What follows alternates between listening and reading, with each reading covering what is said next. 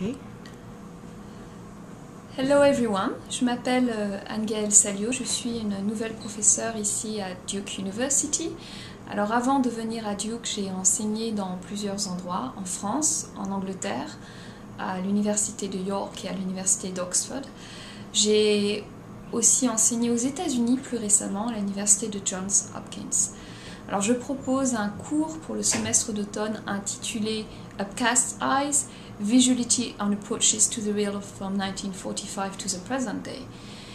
Alors l'objectif principal de ce cours sera de nous amener à nous interroger sur notre propre relation en tant que spectateur et lecteur au visuel. Comment appréhendons-nous les images? Comment approchons-nous les films, les photographies, les textes qui parlent d'images?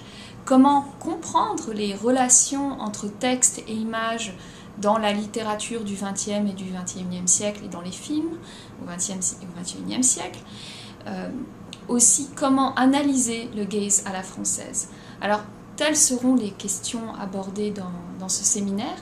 Pour cela, je vais partir d'un constat qui peut a priori sembler banal, c'est-à-dire qu'il y a une véritable centralité du visuel dans la culture moderne française.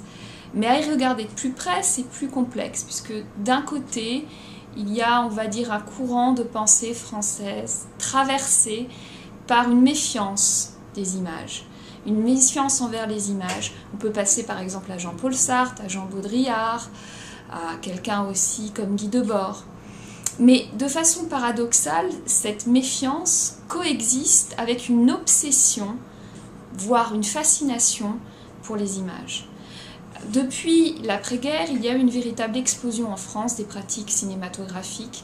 Il y a eu aussi un intérêt accru de la philosophie pour la photographie et le cinéma.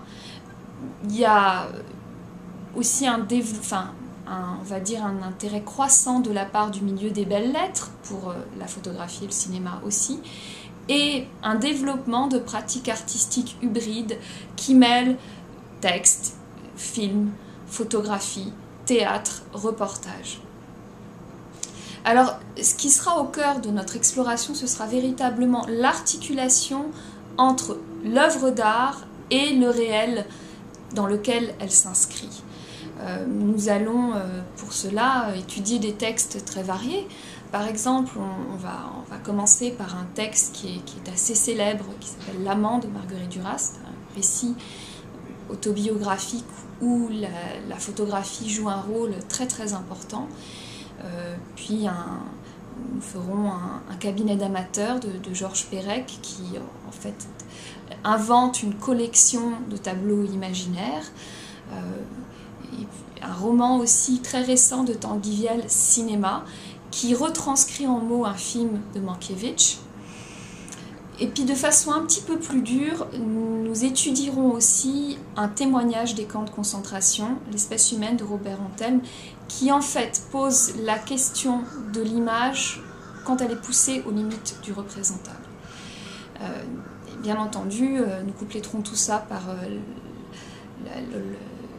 l'étude de films, par exemple l'ethno-cinéma de Jean Rouch, un mélodrame naturaliste de Maurice Pialat, Nos amours, un film-essai de Jean-Luc Godard, Les histoires du cinéma, qui se propose de tracer l'histoire du cinéma à travers l'histoire du XXe siècle et réciproquement. Alors, les questions abordées seront le réalisme et le quotidien, le témoignage et la mémoire, le documentaire et la fiction.